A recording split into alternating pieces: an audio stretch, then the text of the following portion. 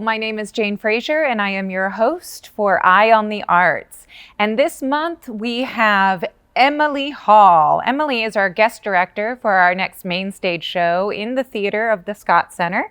And the show is Dead Man's Cell Phone by Sarah Ruhl. Thank you so much, Emily, for being here today. Some people may recognize you as you used to be an adjunct here in theater and communication program. So then you got a full-time gig, which is awesome. So you're not really here that much, but you're guest directing for us, which we love. Yeah. So tell us maybe a little bit about what you do now, and both full-time gig, and I know you have some other gigs as well. Yeah, I was at Carroll until 2016, and I directed Inherit the Wind in 2014 and did the puppetry direction for Avenue Q. So it's really cool to be back since I haven't been back in a pretty long time. So I'm a full-time acting teacher at Carver Center for Arts and Technology in Towson.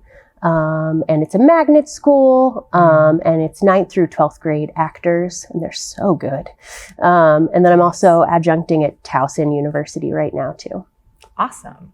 Fabulous. And I know you have that puppetry background, which we're not really using that in this show that I know of yet. Yeah. Right. Do you want to mention anything about that? I know you do a couple different things throughout the area, so. Sure. Well, every spring, I enjoy doing the workshops with the Carroll County high school students for Theater Drama Fest in the theater. And I teach a puppet club at school and have just done a bunch of different gigs around, mostly with object puppets. So taking a fork and making it breathe, giving it a personality. That's my specialty. I love it. Thanks.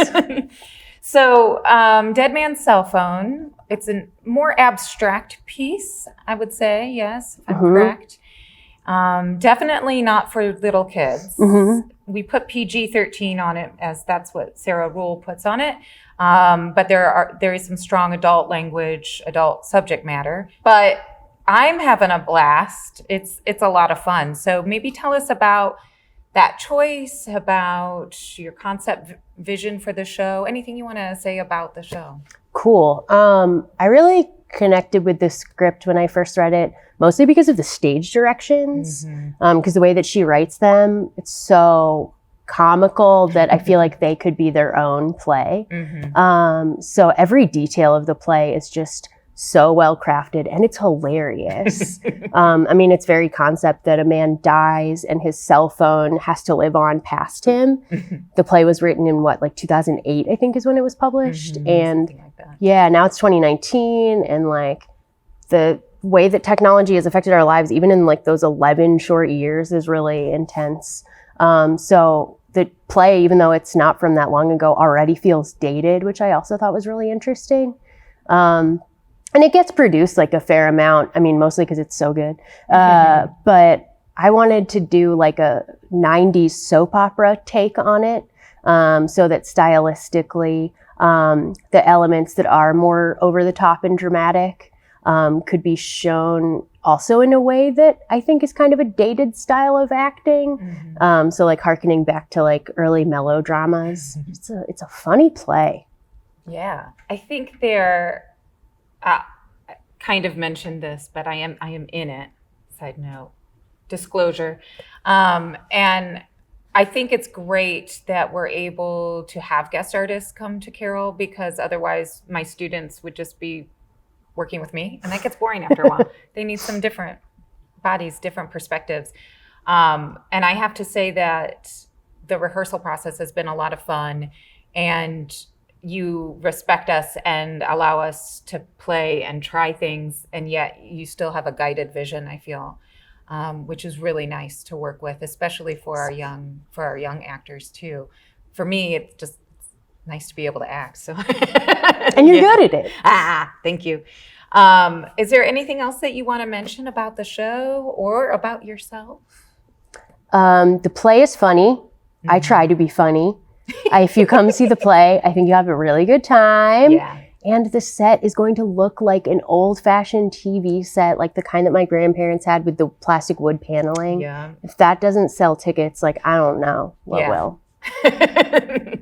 It's fabulous. Mhm. Awesome. Well, thank you so much for being our guest Yeah, this thank month. you. As usual, I have lots of art events for the month of November, so I'm going to run through this list. For in the art world, we have Julia Jameson Cosmography. That's in the Great Hall, and that's playing now through November 21st. They actually have a closing reception for that art gallery, and it's in combination with the next gallery opening, and that is on November 21st from 4:30 until 7:30. And then the new gallery opening is called Masquerade, New Works by Jeremy Jersa, and that again is in the gallery in the Scott Center, and that runs November 21st through February 1st. Then we have some music events. There is a music industry overview workshop with Athena Hyotis on Saturday, November 9th in the PNC Bank Rehearsal Hall, which is in the T Building, room 404, and that starts at 6 p.m. There is also a music student recital on Wednesday, November 13th, starting at 12:30 p.m. That is in the theater in the Scott Center, and that's for free. Then we have a little event Tuesday, November 26th. We have a manufacturing fair on campus from 8:30 in the morning until 1 in the afternoon. And you may be asking yourself, why talk about a manufacturing fair on a program about the arts? But our new digital fabrication program will have a breakout session as part of that manufacturing fair with Scott Gore. Scott Gore's awesome. And you would actually get to talk to Scott about the new digital fabrication program, which does include 3D printing, which I feel is pretty artsy and that's fun. And then theater. Don't forget Dead Man's Cell Phone by Sarah Rule in here in the theater, Scott Center, and that is November 21st, 22nd, 23rd at 7:30 p.m. or November 24th at 2 p.m. There is a cost for tickets. It's $10 for adults, $5 for senior citizens or for CCC faculty, staff, students, and alumni.